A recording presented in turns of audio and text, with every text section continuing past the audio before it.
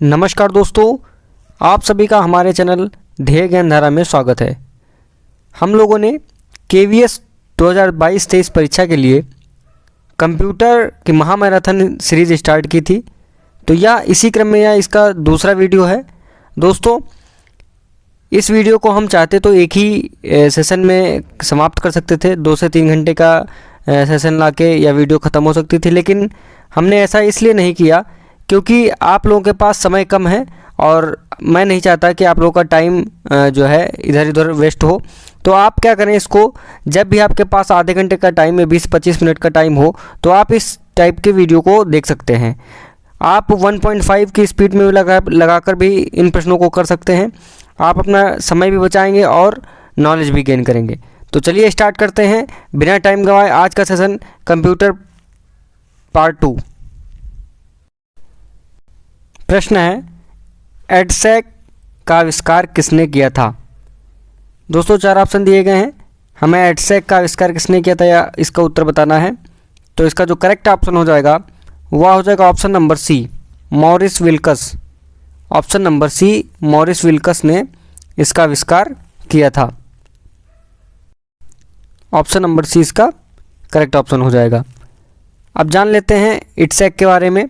दोस्तों, इसका जो फुल फॉर्म होता है EDSAC का electronic delay storage automatic calculator. ठीक है, इसका यह फुल फॉर्म होता है इडसेक का। दोस्तों, यह जो एडसेक होता है यह पहला प्रोग्राम संग्रहित डिजिटल कंप्यूटर था। यह पॉइंट भी हमें ध्यान रखना है। और दूसरा पॉइंट यह है कि इसका जो डेवलपिंग ईयर था या जब कब डेवलप किया गया था, तो यह था 1949। आपको ये 2 बिंदु भी यहाँ से एडसेक के बारे में ध्यान रखते हैं। चलते हैं अगले प्रश्न की तरफ। प्रश्न है, माइक्रो कंप्यूटर की शुरुआत किस पीढ़ी में हुई है? जैसा कि हम लोगों ने पहले वीडियो में, इस कंप्यूटर के पहले वीडियो में पढ़ा था कि कंप्यूटर की कुछ पीढ़ियाँ थी। हमने बताई थी 5 पीढ़ियाँ थी। तो उन्हीं पीढ़ियों से रिलेटेड यह क्वेश्चन है कि माइक्रो कंप्यूटर की शुरुआत किस पीढ़ी में हुई? पहली पीढ़ी में हुई, दूसरी पीढ़ी में हुई या तीसरी या चौथी पीढ़ी में हुई? हमें इसका सही उत्तर बताना है। ऑप्शन नंबर डी इसमें बिल्कुल करेक्ट आंसर हो जाएगा, चौथी पीढ़ी। जो माइक्रो कंप्यूटर था यह चौथी पीढ़ी में इसकी शुरुआत हुई थी।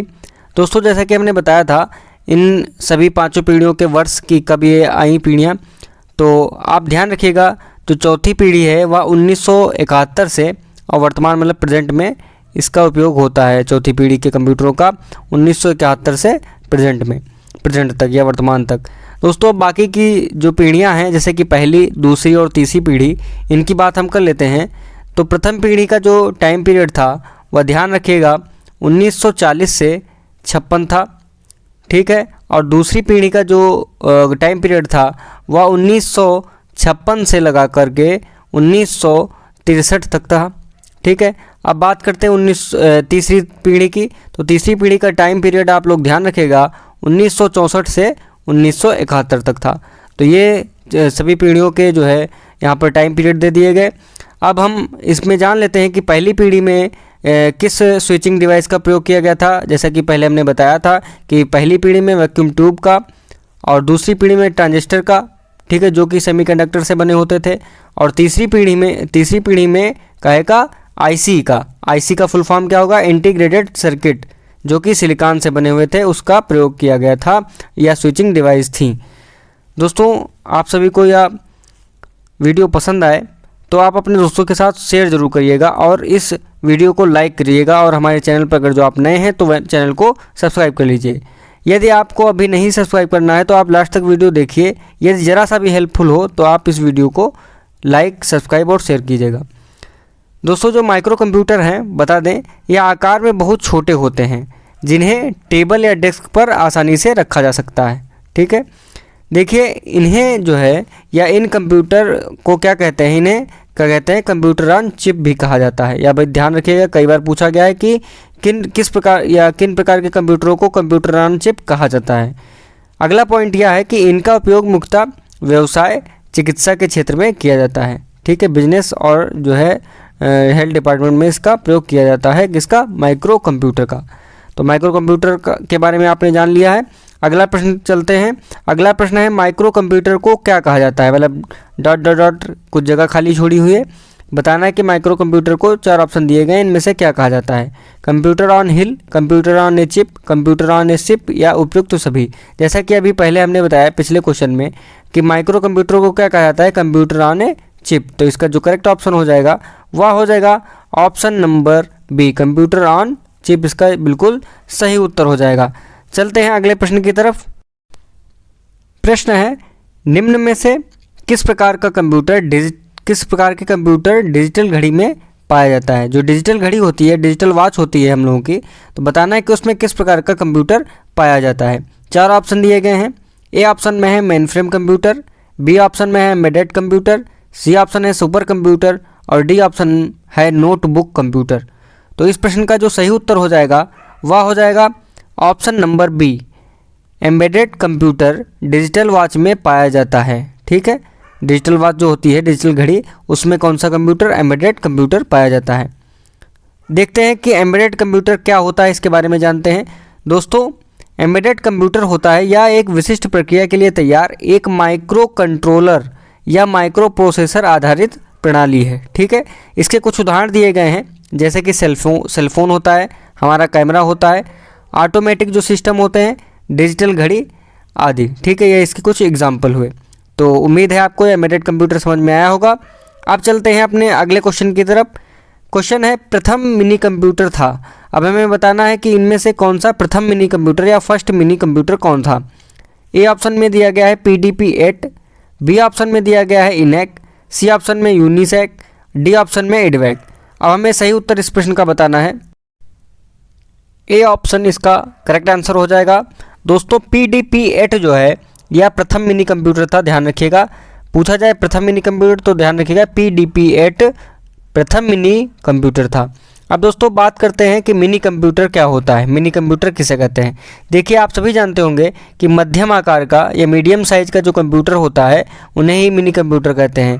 दोस्तों, इनकी जो कार्य क्षमता होती है, और कार्य क्षमता की बात कर लें और इनकी जो प्राइस होता है या इनकी जो कीमत होती है, दोनों ही माइक्रो कंप्यूटर की तुलना में अधिक होती है। जैसा कि हमने पिछले क्वेश्चन में देखा माइक्रो कंप्यूटर के बारे में, तो यह भी ध्यान रखिएगा जो मिनी कंप्यूटर होता है वह माइक्रो कंप्यूटर से कार्य क्षमता तथा कीमत दोनों में ही अधिक होता है। देखिए दोस्तों, इस प्रकार के कंप्यूटर की मेन जो विशेषता यह है वह यह है कि इस प्रकार के कंप्यूटर पर एक या एक से अधिक व्यक्ति, ठीक है, एक से अधिक व्यक्ति एक समय में ही एक से अधिक कार्य कर सकते हैं। ठीक है, मतलब कि एक समय में एक से अधिक व्यक्ति एक से अधिक कार्य कर सकते हैं। ध्यान रखिएगा इसको। दोस्तों, इसका जो उपयोग है इस कंप्यूटर का, मिनी कंप्यूटर का, वह मुख्य रूप से छोटी या मध्यम स्तर की कंपनियां इसका उपयोग करती हैं। ठीक है, चलते हैं अगले प्रश्न की तरफ। अगला प्रश्न है कि निम्न में से कौन सुपर कंप्यूटिंग के जनक के रूप में जाने जाते हैं। 4 ऑप्शन दिए गए हैं, हमें इसका सही उत्तर बताना है।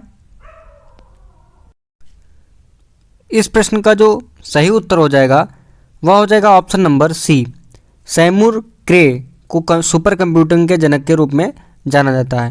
दोस्तों, जैसा कि अभी आप लोग देख रहे होंगे मिनी कंप्यूटर, माइक्रो कंप्यूटर, या सब क्या बवाल है। तो दोस्तों, आपको बता दें जो कंप्यूटर का वर्गीकरण किया जाता है वह 3 प्रकार से किया जाता है। एक होता है आपका आकार के आधार पर कंप्यूटर का वर्गीकरण, एक होता है उनके कार्य के आधार पर कंप्यूटर का वर्गीकरण, और तीसरा होता है उनके उद्देश्यों के आधार पर वर्गीकरण। तो ध्यान रखिएगा, यह जो है सुपर कंप्यूटर या आकार के आधार पर, और हमने माइक्रो कंप्यूटर के बारे में जाना, वह भी आकार के आधार पर उसका वर्गीकरण किया गया, और मिनी कंप्यूटर भी आकार के आधार पर किया जाता है। ठीक है, अब आप सोच रहे होंगे कि कार्य के आधार पर कौन कौन से होते हैं। तो analogue computer, digital computer, hybrid computer, ये सब इनके कार्य के आधार पर होते हैं। ठीक है, और चलिए देखते हैं सुपर कंप्यूटर के बारे में। दोस्तों, आप सभी जानते होंगे कि जो सुपर कंप्यूटर नाम से ही जान रहे होंगे कि सुपर है एकदम। तो दोस्तों, इसमें क्या रहता है, सर्वाधिक गति का यह कंप्यूटर होता है, इसकी गति बहुत ज़्यादा होती है। संग्रह क्षमता, स्टोरेज कैपेसिटी जो होती है वह भी इस कंप्यूटर की सबसे ज़्यादा होती है, और ये उच्च विस्तार वाले होते हैं। ठीक है, ये कैसे होते हैं, उच्च विस्तार वाले होते हैं। दोस्तों, अगर जो इनका हम आकार की बात करें तो मान लीजिए जो सामान्य कमरे का आकार के ये होते हैं, सामान्य कमरा होता है, सेम उसी आकार के ये कंप्यूटर होते हैं, इतने बड़े होते हैं। अब अगर जो हम बात कर लें कि इन कंप्यूटर का उपयोग क्या होता है, कि हमने देख लिया कि इनकी हाई कैपेसिटी होती है और इनका आकार भी बहुत बड़ा होता है। तो अब हम देखते हैं कि इनका उपयोग किस में होता है सुपर कंप्यूटर का। तो दोस्तों जैसे कि आप मौसम विभाग में इसका उपयोग होता है, क्यों कि मौसम विभाग की जो वो होती है क्या नाम भविष्यवाणी, उसको करने में इनका सुपर कंप्यूटर का उपयोग किया जाता है। पहला पॉइंट तो आपका यह हुआ। दूसरा पॉइंट यह होगा कि इसका अंतरिक्ष विभाग में इसका प्रयोग किया जाता है। क्यों किया जाता है कि जो अंतरिक्ष यात्री होते हैं उनको अंतरिक्ष में भेजने में इसका प्रयोग किया जाता है। ठीक है, बड़े वैज्ञानिक भी इसका प्रयोग करते हैं। जो सर्च प्रयोगशालाएं होती प्रयोगशालाएं होती उनमें इसका प्रयोग किया जाता है। शोध में मतलब इसका प्रयोग किया जाता है। दोस्तों जो सुपर कंप्यूटर होता है इसकी गति किस में मापी जाती है, इसमें इससे रिलेटेड भी प्रश्न भविष्य में पूछा जा सकता है। तो ध्यान रखिएगा आप लोग, फ्लोप्स FLOPS में इसकी गति नापी जाती है या मापी जाती है। दोस्तों अब ये जो फ्लोप्स है FLOPS, इसका फुल फॉर्म भी हम आपको बता दें। फ्लोप्स का फुल फॉर्म होता है फ्लोटिंग पॉइंटिंग ऑपरेशन प्रति सेकंड। फिर से एक बार बोल रहे हैं, फ्लोटिंग पॉइंटिंग ऑपरेशन प्रति सेकंड। दोस्तों जो भी चीज़ें यहाँ से बोली जा रही हैं दोस्तों, आप सभी इसमें मेन पॉइंट अपनी नोटबुक में लिख सकते हैं, जो कि आप लास्ट टाइम पर उसका रिवीजन कर लेंगे तो आपके एग्ज़ाम के लिए, एग्ज़ाम के पॉइंट ऑफ व्यू से बहुत ही इंपॉर्टेंट हो जाता है। चलते हैं अगले प्रश्न की तरफ। प्रश्न है, कैलकुलेटर कंप्यूटर के कार्य मेथड के किस प्रकार पर कार्य करते हैं। ठीक है, अब हमें बताना है, 4 ऑप्शन दिए गए हैं, इसका सही उत्तर बताना है। इस प्रश्न का करेक्ट आंसर हो जाएगा option number C, digital computer. ठीक है, ऑप्शन नंबर सी इसका करेक्ट आंसर हो जाएगा, डिजिटल कंप्यूटर। दोस्तों ये जो कैलकुलेटर कंप्यूटर के कार्य मेथड होते हैं वह किस प्रकार से कार्य करते हैं, तो डिजिटल कंप्यूटर की बात कार्य करते हैं। दोस्तों ये जो आप तो देख रहे होंगे यहाँ पर कैलकुलेटर कंप्यूटर या कैलकुलेटर है यहाँ पर। अब डिजिटल कंप्यूटर क्या होता है, या मन में सवाल उठ रहा होगा यदि आप नहीं जानते हैं तो आपको बता दें कि इन कंप्यूटर का उपयोग सामान्यतः किस लिए होता है, अंकों की गणना करने के लिए किया जाता है। ठीक है, ध्यान रखिएगा, डिजिटल कंप्यूटर का प्रयोग अंकों की गणना करने के लिए किया जाता है। दोस्तों जो वर्तमान में या प्रेजेंट टाइम में जो मैक्सिमम कंप्यूटर हैं वह इसी डिजिटल कंप्यूटर श्रेणी में ही आते हैं, यह भी ध्यान रखिएगा। ठीक है, चलिए अगला प्रश्न देखते हैं। प्रश्न है, इनपुट का आउटपुट में रूपांतरण किया जाता है। मतलब कि आप लोग जानते होंगे इनपुट का आउटपुट में रूपांतरण या उसमें किस में बदला जाता है, इनपुट को आउटपुट में। अब देखते हैं, 4 ऑप्शन दिए गए हैं, पेरिफेरल्स द्वारा, बी ऑप्शन में CPU द्वारा, सी ऑप्शन में रैम के द्वारा, डी ऑप्शन में मेमोरी के द्वारा। तो इस प्रश्न का सही उत्तर हो जाएगा ऑप्शन नंबर बी। ठीक है, CPU द्वारा इनपुट का आउटपुट में रूपांतरण किया जाता है।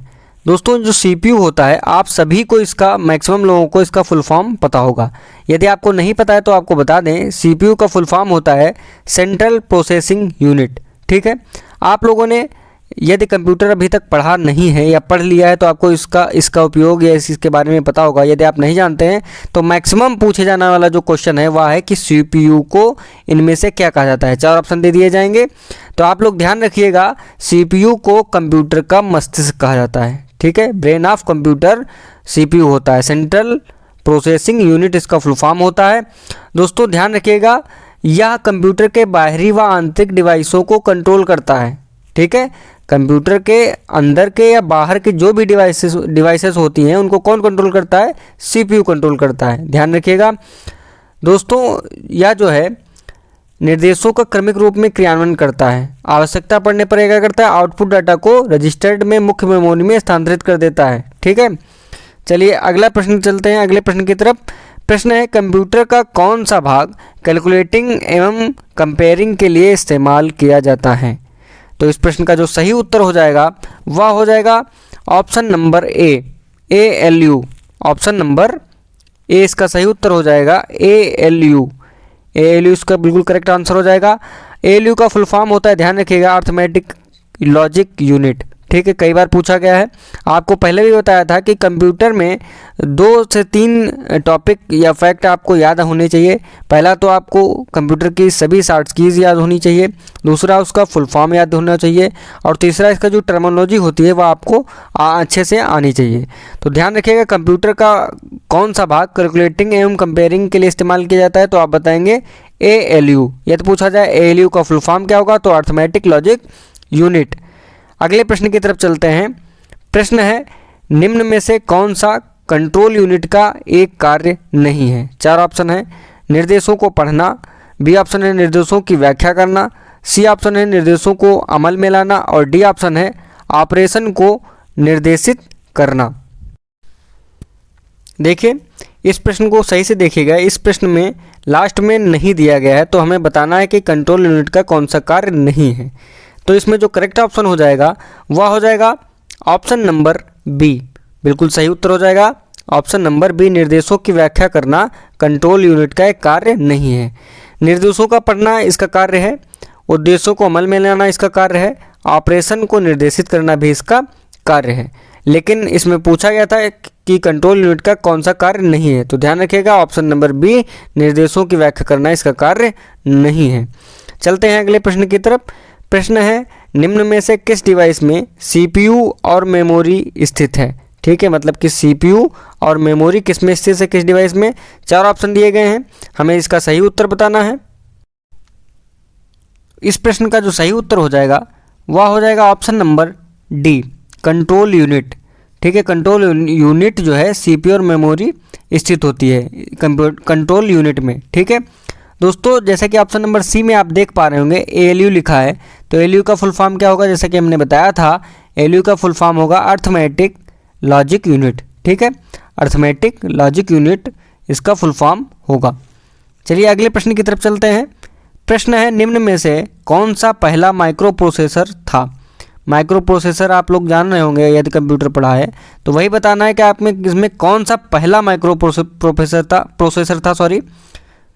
तो इस प्रश्न का सही उत्तर हो जाएगा ऑप्शन नंबर ए, इंटेल 4004, मतलब इंटेल 4004 या 4004 आप बोल सकते हैं, या पहला माइक्रो प्रोसेसर था। अगला प्रश्न है, शिफ्ट, कंट्रोल और अल्ट निम्न में से किस श्रेणी के उदाहरण हैं? 4 ऑप्शन दिए गए हैं। या मॉडिफायर कुंजी हैं, कुंजी मतलब कि इंग्लिश मीडियम वाले ध्यान रखिएगा की होता है। ठीक है, मॉडिफायर कीज़ हैं, या प्राइमरी कीज़ हैं, या फंक्शन कीज़ हैं, या अल्टरनेट कुंजी हैं। तो हमें इस प्रश्न का सही उत्तर बताना है कि इस प्रश्न का सही उत्तर क्या होगा। ऑप्शन नंबर ए इसमें करेक्ट आंसर हो जाएगा। ये जो तीनों दी गई हैं शिफ्ट, कंट्रोल और अल्ट, ये कीज़ जो होती हैं मॉडिफायर कुंजी या मॉडिफायर कीज़ बोली जाती हैं। ठीक है, ये मॉडिफायर कीज़ श्रेणी के उदाहरण हैं ये तीनों। दोस्तों आप सभी को शिफ्ट, कंट्रोल और अल्ट का उपयोग पता होगा। दोस्तों ये जो आपका फंक्शनल कीज़ हैं या फंक्शन कीज़ हैं या कीज़ जो हैं वो प्रोग्रामेबल कुंजी होती हैं, प्रोग्रामेबल कुंजी भी इन्हें कहते हैं। देखिए इसमें जो क्या होता है, इसमें इनके द्वारा कंप्यूटर के कुछ विशिष्ट कार्य करवाने के लिए निर्देश दिए जाते हैं। आप सभी ने अपने कंप्यूटर, लैपटॉप या कीबोर्ड पर देखा होगा जो F से स्टार्ट होता है कुंजी, F1 करके आप देखे होंगे, F2, F1, F2, F3 ऐसे करके कुंजियाँ होती हैं 12 तक, F12 तक। ठीक है, वही सारी क्या हैं, ये फंक्शनल कीज़ हैं। ठीक है, फंक्शन कुंजी इन्हें ही बोला जाता है। ठीक है, ध्यान रखिएगा, एग्जाम में कई बार पूछा गया है। चलते हैं अगले प्रश्न की तरफ। पूछ रहा है कि CAD का पूरा नाम है, मतलब CAD या CAD का पूरा नाम यहाँ पर बताना है। ऑप्शन नंबर डी इसका करेक्ट आंसर हो जाएगा। ऑप्शन नंबर डी में जो दिया गया है कंप्यूटर एडेड डिज़ाइन, या CAD का फुल फॉर्म हो जाएगा। ठीक है, CAD, computer aided design. Next question है, कंप्यूटर का माउस किस प्रकार की डिवाइस है? माउस के बारे में हमने पहले वीडियो में भी डिस्कस किया था, तो बताना है कि हमें माउस किस प्रकार का डिवाइस है। देखिए माउस की फ़ोटो यहाँ पर आप सभी के सामने, तो बताना है स्टोरेज डिवाइस है, आउटपुट डिवाइस है, इनपुट डिवाइस है, या सॉफ्टवेयर डिवाइस है, हम सभी को बताना है। तो दोस्तों आप सभी को बता दें कि माउस इनपुट डिवाइस होता है, तो ऑप्शन नंबर सी इसमें बिल्कुल करेक्ट आंसर हो जाएगा। माउस इनपुट डिवाइस होता है। जब हम माउस से कर्सर को ले जाते हैं और किसी प्रोग्राम पर क्लिक करते हैं तो वह जो है कंप्यूटर को निर्देश देता है। ठीक है, इंटरनल, तो इसीलिए यह इनपुट डिवाइस है। दोस्तों जैसा कि हमने बताया था आप सभी को कुछ इनपुट डिवाइस और आउटपुट डिवाइस के उदाहरण हमने पिछले वीडियो में, यदि आपने अभी तक नहीं देखा है पहला वीडियो तो आप वहां से प्लेलिस्ट में जाके, इस चैनल की प्लेलिस्ट में जाके पहला वीडियो देख सकते हैं। कुछ महत्वपूर्ण क्वेश्चन हैं उनको आप देख सकते हैं। दोस्तों आपको कंप्यूटर की जो आउटपुट डिवाइस और इनपुट डिवाइस हैं उनके बारे में हम ऐसा ही बताए दे रहे हैं, आप उसको अगर जो लिखना चाहें तो लिख सकते हैं। देखिए आपको सबसे पहले बता रहे हैं इनपुट डिवाइस के उदाहरण, इनपुट डिवाइस के एग्जाम्पल। तो आप लोग ध्यान रखिएगा, जैसे कि आप लैपटॉप चलाते हैं या अपना सिस्टम कंप्यूटर चलाते हैं तो उसमें आप कीबोर्ड चलाते होंगे। कीबोर्ड एक प्रकार की क्या है, कीबोर्ड है आपकी इनपुट डिवाइस। इसी प्रकार से माउस के बारे में हमने चर्चा कर ली है, माउस भी इनपुट डिवाइस है। Light pen, joystick, track ball, touch screen, ठीक है, यह सब किसके उदाहरण हैं, यह सब है इनपुट डिवाइस के। और ध्यान रखिएगा जो सबसे ज़्यादा पूछे जाने वाला क्वेश्चन है वह ध्यान रखिएगा जॉयस्टिक, ठीक है। आप सभी लोग लिख लीजिए A4 साइज पेपर में नोट्स बना के, जो कि आपके लास्ट टाइम में, एग्जाम के लास्ट टाइम में हेल्पफुल रहेंगे ये की पॉइंट्स। जॉयस्टिक लिखिएगा, बारकोड रीडर लिख लीजिएगा, यह भी कई बार पूछा गया है, बारकोड रीडर भी कैसी डिवाइस है, तो आप ध्यान रखिएगा इनपुट डिवाइस है, ठीक है। और दोस्तों एक है ऑप्टिकल मार्क रीडर, ठीक है, जिसे आप लोग OMR बोलते हैं, वह जो है इनपुट डिवाइस जो है का प्रकार है, ठीक है। फिर हम बात करते हैं कुछ आउटपुट डिवाइस के बारे में। दोस्तों आउटपुट डिवाइस का जो सबसे बढ़िया उदाहरण, सबसे बेस्ट उदाहरण हो सकता है वह आप सब ध्यान रखिएगा, प्रिंटर जो होते हैं, प्रिंटर जिसमें आप फोटोकॉपी कराने जाते हैं या प्रिंट कराते हैं, जेरॉक्स कराते हैं, वह होता है प्रिंटर। प्रिंटर जो है एक आउटपुट डिवाइस होती है, सबसे अच्छा उदाहरण है, आप ध्यान रखिएगा। और यदि आपको बता दें कि जो आप LED होती है जिसका फुल फॉर्म होता है लाइट एमिटिंग डायोड, LED, ठीक है, लाइट एमिटिंग डायोड, यह जो है आउटपुट डिवाइस का सबसे अच्छा उदाहरण है, ठीक है। LCD भी ध्यान रखिएगा, LCD जिसका फुल फॉर्म होता है लिक्विड क्रिस्टल डिस्प्ले, ध्यान रखिएगा लिक्विड क्रिस्टल डिस्प्ले, यह भी आउटपुट डिवाइस है, ठीक है। दोस्तों हमने LED की बात की, LCD की बात की, प्रिंटर्स की बात की, और जो साउंड होता है जैसे लाउड स्पीकर होते हैं या जो इस प्रकार के आपका हेडफोन होता है, यह भी कैसा है, यह भी आउटपुट डिवाइस है। तो यहाँ पर हमने कुछ आउटपुट और कुछ इनपुट डिवाइस की बात की जो भी बहुत एग्जाम के पॉइंट ऑफ व्यू से बहुत ही महत्वपूर्ण है। चलते हैं अगले प्रश्न की तरफ। अगला प्रश्न देखते हैं क्या है। प्रश्न है कंप्यूटर मॉनिटर किस प्रकार की डिवाइस है। अब दोस्तों अभी हमने पीछे आपको कुछ एग्जाम्पल बताए, अब आप इसी प्रकार से आप इसमें हमें कमेंट बॉक्स में लिख के बताइए इस प्रश्न का उत्तर। इस प्रश्न का उत्तर हम नेक्स्ट वीडियो में या कमेंट बॉक्स में ही पिन कर देंगे, जब आप सभी लोग इस प्रश्न का उत्तर कमेंट बॉक्स में लिखकर बताएंगे तब, ठीक है। तो आप लोग फिर से प्रश्न देख लीजिए। कंप्यूटर मॉनिटर पूछ रहा है, कंप्यूटर मॉनिटर किस प्रकार की डिवाइस है, आपको बताना है, ठीक है। आप लोग फटाफट इसको कमेंट बॉक्स में कमेंट करिए कि यह किस प्रकार की डिवाइस है। अगला प्रश्न है 3D प्रिंटर का आविष्कार किसने किया। इसमें का जो शब्द है या 2 बार लिख गया है, एक बार कट कर दीजिए। से 3D प्रिंटर का आविष्कार किसने किया बताना है। निक होलोनिक ने किया है या इलायास होवे ने किया है, चक हल ने किया है, इनमें से कोई नहीं। तो इस प्रश्न का जो सही उत्तर हो जाएगा वह हो जाएगा ऑप्शन नंबर C, चक हल। इसके जो करेक्ट आंसर हो जाएगा वह हो जाएगा ऑप्शन नंबर C, चक हल। इन्होंने 3D प्रिंटर का आविष्कार किया था सबसे पहले। दोस्तों इसका वर्ष ध्यान रखिएगा कि इन्होंने कब किया था, तो ध्यान रखिएगा 1984 में, 1984 में इन्होंने 3D प्रिंटर का आविष्कार किया था। देखिए इनका जो उपयोग है वह रियल लाइफ मॉडल में लगभग कुछ भी प्रिंट करने के लिए किया जाता है। रियल लाइफ मॉडल में कुछ भी प्रिंट करने के लिए 3D प्रिंटर का जो है प्रयोग किया जाता है। ध्यान रखिएगा इसके आविष्कारक कौन है, चक हल। कब आविष्कार किया था, कब बनाया था, 1984 में। अगला प्रश्न देखते हैं। प्रश्न क्या है, निम्नलिखित में से कौन सा हार्डवेयर नहीं है। हार्डवेयर और सॉफ्टवेयर के बारे में भी आपको पढ़ना है, इससे एक क्वेश्चन आपको मैक्सिमम चांसेस है मिल सकता है।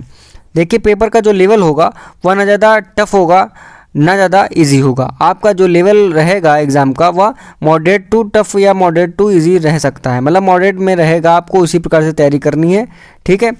ना ज़्यादा सरल आने पर, पेपर के सरल होने पर आपको बहुत बिल्कुल फ्री महसूस करना है, टफ आने पर ना ज़्यादा टेंशन लेना है, ठीक है, संतुलन बना के चलना है। दोस्तों इसमें बताना है कि कौन सा हार्डवेयर नहीं है। 4 ऑप्शन दिए गए हैं, प्रोसेसर चिप, प्रिंटर, माउस या जावा। तो इस प्रश्न का सही उत्तर हो जाएगा ऑप्शन नंबर D, जावा। जावा क्या नहीं है, हार्डवेयर नहीं है, ठीक है।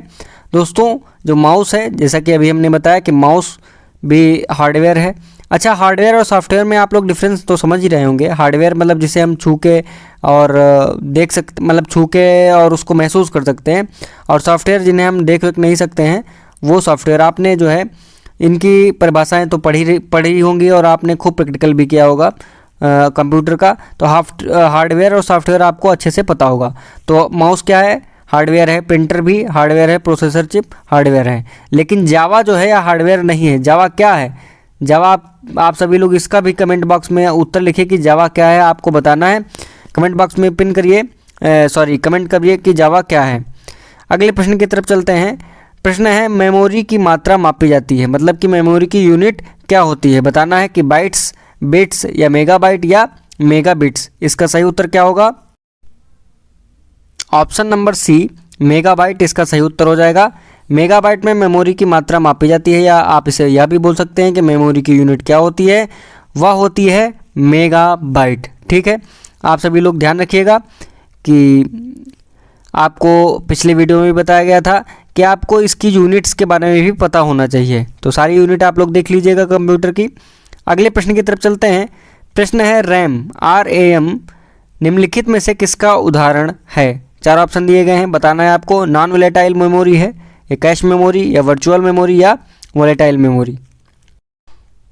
ऑप्शन नंबर डी इसका करेक्ट ऑप्शन हो जाएगा, करेक्ट आंसर हो जाएगा। रैम क्या है, रैम है वोलेटाइल मेमोरी। ठीक है, कैसी है, वोलेटाइल मेमोरी है रैम। देखिए रैम का फुल फॉर्म आप सभी को पता होगा, यदि ना पता हो तो आप लोग नोट डाउन कर लीजिए। रैम का फुल फॉर्म होता है, वह होता है रैंडम एक्सेस मेमोरी। ठीक है, फिर से मैं बोल रहा हूँ, रैंडम एक्सेस मेमोरी रैम का फुल फॉर्म होता है। दोस्तों यह मेटल ऑक्साइड सेमीकंडक्टर की बनी होती है रैम। और दोस्तों इसमें जो भी डाटा होता है, जो भी सूचनाएं होती हैं, वह परमानेंट नहीं होती हैं। सबसे महत्वपूर्ण बिंदु है, यह जो है इसमें जितनी भी सूचनाएं, जितना भी डाटा होता है वह अस्थायी होता है, स्थायी नहीं होता है, परमानेंट नहीं होता है। ठीक है, ध्यान रखिएगा। जैसे ही कंप्यूटर का आप स्विच ऑफ करेंगे, कंप्यूटर को शट डाउन करेंगे तो, या विद्युत की सप्लाई उसमें बंद कर देंगे, तो जितनी भी सूचनाएं हैं वह सभी नष्ट हो जाएंगी। इसीलिए कहा जाता है रैम क्या है, रैम एक वोलेटाइल मेमोरी है। ठीक है, ध्यान रखिएगा। अगले प्रश्न की तरफ चलते हैं। प्रश्न है पी-रोम का पूरा नाम क्या है। पी-रोम या प्रोम भी इसे बोलते हैं, प्रोम का पूरा नाम हमें बताना है कि प्रोम का पूरा नाम क्या होगा। दोस्तों फुल फॉर्म आपको तो याद करनी ही करनी है कंप्यूटर में, कि क्योंकि 5 नंबर का कंप्यूटर पूछा जा सकता है, उसमें मैक्सिमम चांसेस हैं कि 1 नंबर या 1 क्वेश्चन आपको फुल फॉर्म का वहाँ पर दिया जाएगा। पिछले प्रश्न पत्रों को देखते हुए आपको यहाँ यह बोला जा रहा है, तो हमें बताना है प्रोम का पूरा नाम क्या है। ऑप्शन नंबर ए इसका करेक्ट आंसर हो जाएगा। प्रोम का फुल नेम है प्रोग्रामेबल रीड ओनली मेमोरी।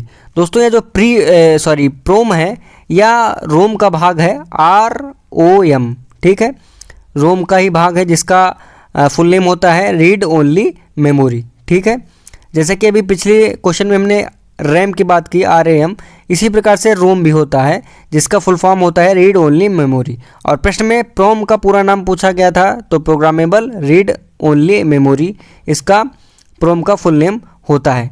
दोस्तों यह एक ऐसी मेमोरी है जिसमें एक प्रोग्राम की सहायता से सूचनाएं या डाटा को अस्थायी रूप से स्टोर किया जाता है। और रैम में क्या था, वह अस्थायी थी, मतलब परमानेंट नहीं थी, लेकिन यह इसमें जो डाटा या सूचना आप भेजेंगे वह स्थायी रूप से या परमानेंटली स्टोर हो जाएगा। ठीक है दोस्तों, इसके साथ आपको बता दें कि यह जो प्रोम होता है, इसकी प्रोम के निम्न प्रकार, मतलब 3 प्रकार होते हैं आपको। जैसे कि एक तो आपका प्रोम दिया गया है, यही रोम का भाग है। दूसरा होगा ई प्रोम, EPROM। ठीक है, तीसरा होगा EEPROM। ठीक है, पहला तो यह हो गया, आपको बता दे रहे हैं, पहला तो प्रोम हो गया, दूसरा जो होगा वह हो जाएगा ई प्रोम। ठीक है, EPROM। और जो तीसरा हो जाएगा वह हो जाएगा, यहाँ पर EE हो जाएगा और फिर हो जाएगा PROM। ठीक है, यदि आपको इसका फुल नेम देखना है तो आप गूगल भी कर सकते हैं, या हम कमेंट बॉक्स में इसको पिन कर देंगे, क्योंकि टाइम कम है और आपको ज़्यादा से ज़्यादा क्वेश्चन कराने हैं, तो आपके मतलब की जानकारी हम सब यहाँ पर दे देते हैं। चलिए अगले प्रश्न की तरफ चलते हैं। प्रश्न है इनमें से कौन सबसे सामान्य प्रकार की स्टोरेज डिवाइस है। 4 ऑप्शन दिए गए हैं, हमें सही उत्तर बताना है। ऑप्शन नंबर सी मैग्नेटिक जो है, इस प्रश्न का सही उत्तर हो जाएगा। ठीक है, ध्यान रखिएगा, ऑप्शन नंबर सी। ठीक है, सबसे सामान्य प्रकार की स्टोरेज डिवाइस है क्या, मैग्नेटिक। ठीक है, अगला प्रश्न देखते हैं। प्रश्न है कि डीवीडी क्या है, या डीवीडी का हमें फुल नेम बताना है। कई बार कई परीक्षाओं में पूछा गया है, और IBPS ने भी इसको कई बार पूछा है, SSC में भी कई बार पूछा गया ऑनलाइन एग्जाम में। तो डीवीडी का फुल नेम क्या है बताना है, कि डीवीडी होता भी क्या है, इसके बारे में भी हम भी चर्चा करेंगे। तो इसका जो करेक्ट ऑप्शन हो जाएगा वह हो जाएगा ऑप्शन नंबर ए। इस प्रश्न का सही उत्तर हो जाएगा डीवीडी का फुल फॉर्म यदि हमें बताएं तो हो जाएगा डिजिटल वीडियो डिस्क। ठीक है, डिजिटल वीडियो डिस्क जो है डीवीडी का फुल फॉर्म हो जाएगा। दोस्तों यह जो डीवीडी है यह सीडी का ही, जो सीडी आप लोग जानते होंगे सीडी, उसका ही एक अन्य विकसित रूप होता है, और इसकी जो स्टोरेज क्षमता होती है, ठीक है, वह होती है 2 गीगाबाइट या इससे अधिक भी हो सकती है, या 2 गीगाबाइट से आप अधिक भी मान सकते हैं। ठीक है दोस्तों, ये डीवीडी को 3 भागों में विभाजित किया गया है, या इससे आप बोल सकते हैं 3 पार्ट होते हैं डीवीडी के। एक तो होता है डीवीडी रोम, दूसरा होता है डीवीडी आर, और तीसरा होता है डीवीडी RW। ठीक है, ध्यान रखिएगा। चलते हैं अगले प्रश्न की तरफ। प्रश्न है कितने मेगाबाइट से 1 गीगाबाइट बनता है। देखिए, जिस प्रश्न की बात हम कर रहे थे वह प्रश्न यहाँ पर आ गया है। हमने बताया था यूनिट्स को आपको ध्यान में रखना है, और कुछ आंकड़े भी ध्यान में रखना है। तो कई बार पूछे जाने वाला प्रश्न है कि कितने मेगाबाइट में 1 गीगाबाइट बनता है। ए ऑप्शन में दिया गया है 1024, बी ऑप्शन में है 128, और सी ऑप्शन में है 256, डी ऑप्शन में है 512। इस प्रश्न का जो सही उत्तर हो जाएगा दोस्तों वहाँ हो जाएगा ऑप्शन नंबर ए। 1024 मेगाबाइट में 1 गीगाबाइट होता है, ध्यान रखिएगा। मतलब कि आप इसको ऐसे भी बोल सकते हैं 1024 MB। ठीक है, क्या बोल सकते हैं 1024 MB किसके बराबर होता है, 1 GB के बराबर, या 1 गीगाबाइट के बराबर होता है 1024 MB। अब इस क्वेश्चन से संबंधित कुछ और आंकड़े हम यहाँ पर देख लेते हैं।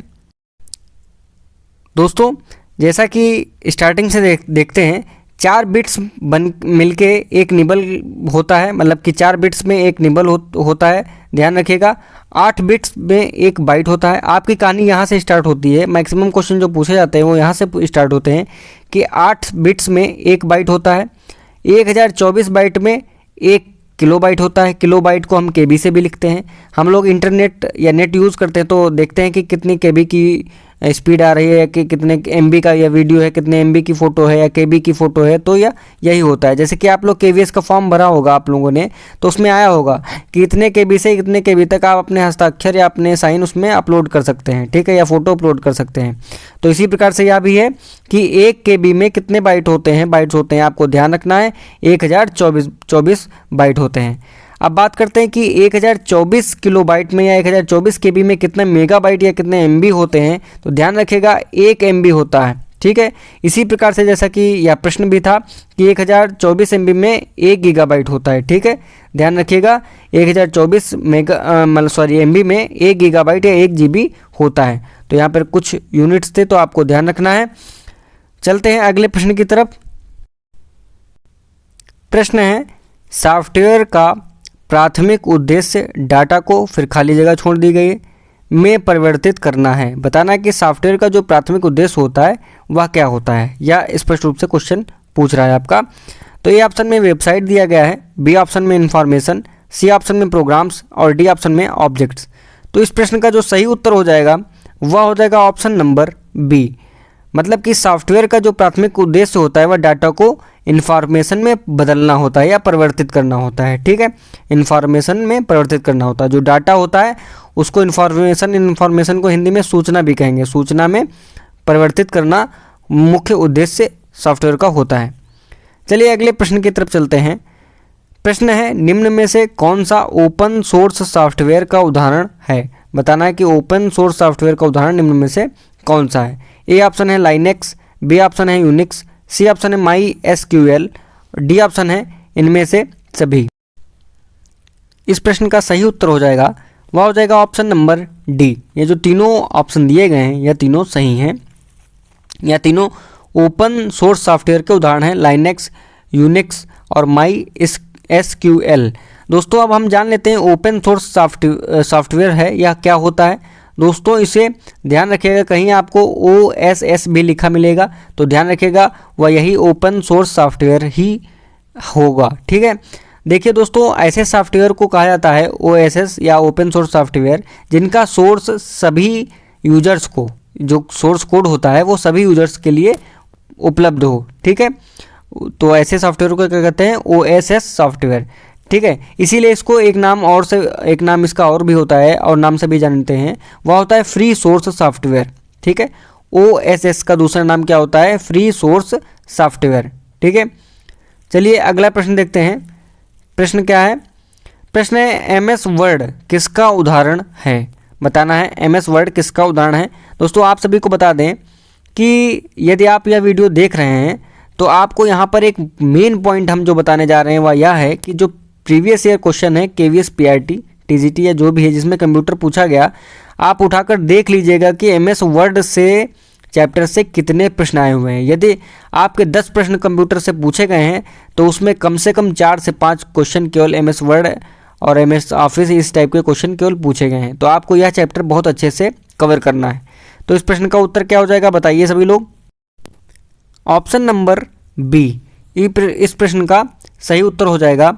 MS वर्ड एप्लीकेशन सॉफ्टवेयर का एग्जाम्पल है या उदाहरण है, तो इसमें करेक्ट ऑप्शन हो जाएगा option number B, application software. दोस्तों प्रश्न था कि निम्नलिखित प्रोग्रामों में से कौन सा कंप्यूटर के प्रयोग करने में आसान बना देता है।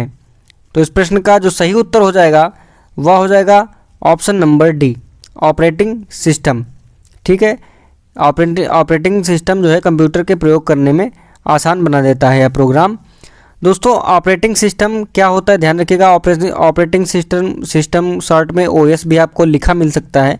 ठीक है, तो यह OS ऑपरेटिंग सिस्टम ही होता है।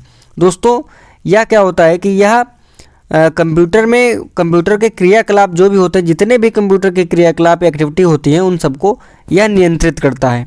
ठीक है, अब हम आसान शब्दों में समझना चाहें तो यह समझ सकते हैं कि जैसे कि हम लोग कंप्यूटर चलाते हैं तो हम लोगों के बीच में और कंप्यूटर के हार्डवेयर के बीच में यह इंटरफेस का कार्य करता है। ठीक है, ध्यान रखिएगा। अब लैंग्वेज, अगर जो ऑफिशियली लैंग्वेज या किताबी भाषा के बारे में बात करें तो आप इसे यह भी कह सकते हैं कि उपयोगकर्ता और कंप्यूटर के हार्डवेयर के बीच यह इंटरफेस का कार्य करता है। ठीक दोस्तों, ये जो ऑपरेटिंग सिस्टम होता है यह कंप्यूटर के विभिन्न पार्ट, जितने भी पार्ट होते हैं उनको निर्देश देता है कि किस प्रकार से आपको प्रोसेसिंग का कार्य सफल बनाना होगा। ठीक है, चलिए चलते हैं अगले प्रश्न की तरफ। प्रश्न है कंप्यूटर को स्टार्ट तथा रीस्टार्ट करने की प्रक्रिया को क्या कहते हैं। इस प्रश्न का जो सही उत्तर हो जाएगा वह हो जाएगा ऑप्शन नंबर डी, कंप्यूटर को स्टार्ट और रीस्टार्ट करने की प्रक्रिया को बूटिंग कहा जाता है। सभी लोग ध्यान रखिएगा, क्या कहा जाता, बूटिंग। अगला प्रश्न है कि निम्न में से कौन सा ऑपरेटिंग सिस्टम नहीं है। ऑपरेटिंग सिस्टम के बारे में हमने बात कर ली कि ऑपरेटिंग सिस्टम आखिर होता क्या है या OS आखिर होता क्या है। अब यहाँ हमें बताना है कि इनमें से कौन सा ऑपरेटिंग सिस्टम नहीं है। ए ऑप्शन में दिया गया है MS-DOS, बी ऑप्शन में इंटेल और सी ऑप्शन में लाइनेक्स और फोर्थ ऑप्शन में दिया गया है विंडोज़। तो इसमें बताना है कि इनमें से कौन सा ऑपरेटिंग सिस्टम नहीं है। ठीक है दोस्तों, बात करते हैं MS-DOS की तो यह है। अब बात करते हैं लाइनेक्स की तो यह भी है, विंडोज़ भी है। तो इसमें जो सही उत्तर हो जाएगा वह हो जाएगा ऑप्शन नंबर बी, इंटेल जो है यह एक ऑपरेटिंग सिस्टम नहीं है। ठीक है, अगला प्रश्न है कि एक डिस्क की मुख्य डायरेक्टरी को डायरेक्टरी कहते हैं, खाली जगह है, बताना है कि कौन सी डायरेक्टरी कहते हैं। ए ऑप्शन है नेटवर्क, बी ऑप्शन है फोल्डर, सी ऑप्शन है रूट और डी ऑप्शन है software. Option number C root इसका करेक्ट ऑप्शन हो जाएगा। एक डिस्क की मुख्य डायरेक्टरी को रूट डायरेक्टरी कहा जाता है। चलते हैं अगले प्रश्न की तरफ। प्रश्न है एक डिस्क की मुख्य, ये तो प्रश्न हो चुका है। अगला प्रश्न है कि जावा निम्न में से क्या है, बताना है कि जावा क्या है, उच्च स्तरीय भाषा है, जटिल भाषा है, हार्डवेयर डिवाइस ड्राइवर है या निम्न स्तरीय भाषा है। तो इस प्रश्न का जो सही उत्तर हो जाएगा वह हो जाएगा ऑप्शन नंबर ए, जावा एक उच्च स्तरीय भाषा है। दोस्तों हम अगले वीडियो में माइक्रोसॉफ्ट वर्ड और जो कंप्यूटर लैंग्वेज हैं उनके बारे में विस्तृत से चर्चा करेंगे। और इस वीडियो के बाद केवल एक वीडियो और आएगा और आपका यह मैराथन सीरीज एकदम कंप्लीट हो जाएगा। 5 नंबर के लिए आपको कहीं और भटकने की ज़रूरत नहीं पड़ेगी। दोस्तों यदि आपने लास्ट तक वीडियो देखा है तो आप सभी का धन्यवाद। और यदि ज़रा सा भी पसंद आया है यह वीडियो तो आप अपने दोस्तों के साथ शेयर कीजिए और हमारे चैनल को सब्सक्राइब कीजिए, लाइक कीजिए। धन्यवाद।